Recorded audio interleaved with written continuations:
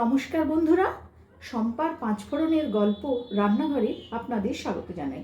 আশা করি সবাই ভালো আছেন ও সুস্থ আছেন। হাঁসের ডিমের একটি দুর্দান্ত রেসিপি আজ আমি আপনাদের সাথে শেয়ার করব।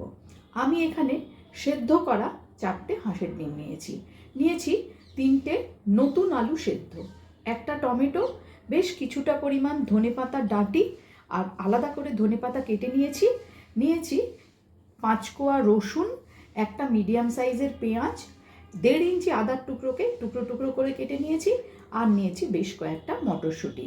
প্রথমে আমি একটা মিক্সিতে পেস্ট বানাবো। মিক্সার জারের মধ্যে দিয়ে দিলাম ধনেপাতা ডাঁটিগুলো, আর দেব এই আদা পেঁয়াজ রসুন, দিয়ে দিচ্ছি টমেটো। এবারে এটার একটা পেস্ট তৈরি করে নেব। কড়াই খুব ভালো করে গরম করে কড়াইয়ের মধ্যে দিয়ে দিচ্ছি আমি সর্ষের তেল। তেলটাও খুব ভালো করে গরম হয়ে গেছে। লবণ আর হলুদ মাখানো ডিমগুলো এবার আমি ভালো করে ভেজে নেব।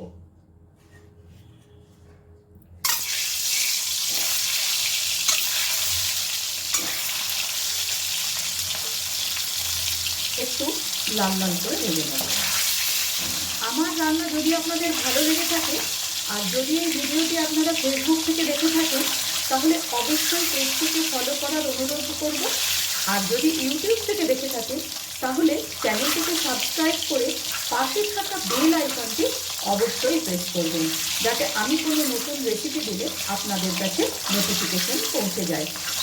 আর অনুরোধ করব লাইক, কমেন্ট ও শেয়ার করে আমার পাশে থাকার জন্য। ডিমটাকে ভেজে নিয়েছি, এবার ডিমটা আমি নামিয়ে নেব। ডিম ভাজার ওই তেলের মধ্যে দিয়ে দিলাম তেজপাতা, আর দিচ্ছি গোটা জিরে। ফোড়নটা ভালো করে একটু নাড়াচাড়া করে নেব। শীতকালে কিন্তু হাঁসের ডিম খেতে দারুণ ভালো লাগে। একবার হলেও বাড়িতে এরকমভাবে হাঁসের ডিমের এই রেসিপি বানিয়ে দেখতে পারেন। এবারে যে মশলাটা আমি তৈরি করে রেখেছিলাম, সেই মশলাটা এর মধ্যে ঢেলে দিচ্ছি। মিক্সির জার ধোয়া জলটা এর মধ্যে একটু দিয়ে দেব।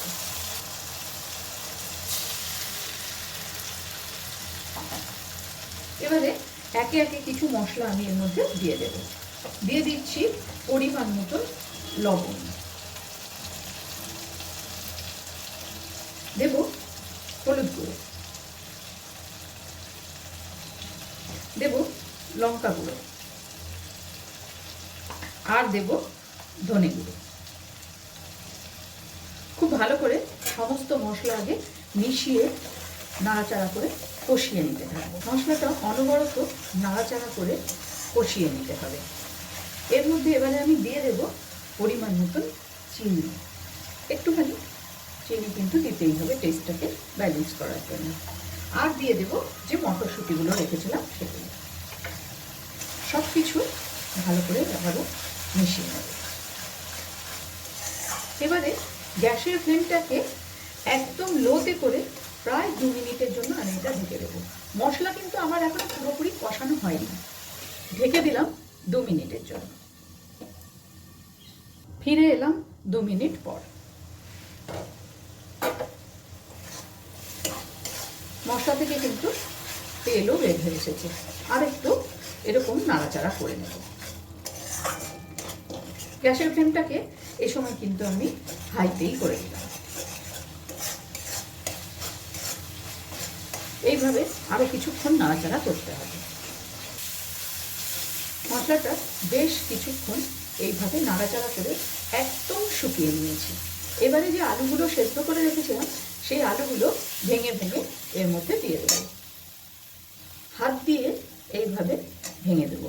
একদম গুঁড়ো করে দেবো না, কিন্তু এইভাবে ভেঙে দেবো।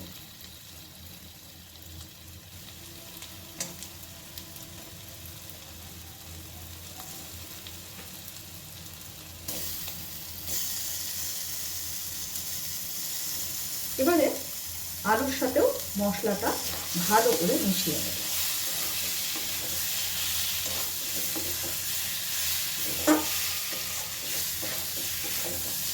মেশানো হয়ে গেছে, এবার দিয়ে দেব পরিমাণ মতন জল। জলটা সামান্য একটুখানি বেশি দিলাম, কারণ এটা কিন্তু বেশ কিছুক্ষণ ফুটবে।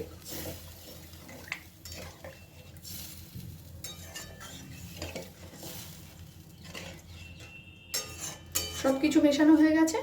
এবারে গ্যাসের ফ্লেমটাকে একদম লোতে করে প্রায় 5 মিনিটের জন্য আমি এটাকে ঢেকে দেব। ফিরে এলাম 5 মিনিট পর। ঝোলটা 5 মিনিট ধরে খুব সুন্দরভাবে ফুটে উঠেছে। এখন এর মধ্যে আমি দিয়ে দেব 2টো চেরা কাঁচা লঙ্কা, আর দেব ভেজে রাখা ডিমগুলো।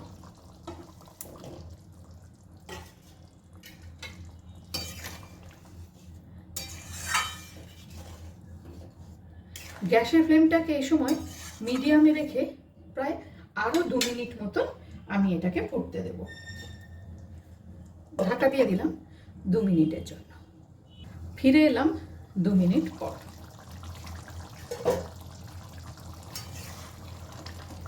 ঝোলটা দেখুন অনেকটাই কিন্তু ঘন হয়ে গেছে। এইরকমভাবে যদি হাঁসের ডিমের ডিম আলু ঘাঁটি বানানো যায়, খুব সুন্দর লাগে কিন্তু খেতে। ওপর থেকে দিয়ে দেব কুচনো ধনেপাতা। 5 মিনিট স্ট্যান্ডিং টাইমে রেখে আমি নামিয়ে নেব। হাঁসের ডিমের ডিম আলু ঘাঁটির রেসিপি আজ আমি আপনাদের সাথে শেয়ার করলাম। ভিডিওটি আপনাদের কেমন লাগলো অবশ্যই কমেন্টস করে জানাবেন। আজ তাহলে এই পর্যন্তই। দেখা হচ্ছে সামনের ভিডিওতে অন্য কোনো রেসিপির সাথে। ভালো থাকবেন, সুস্থ থাকবেন।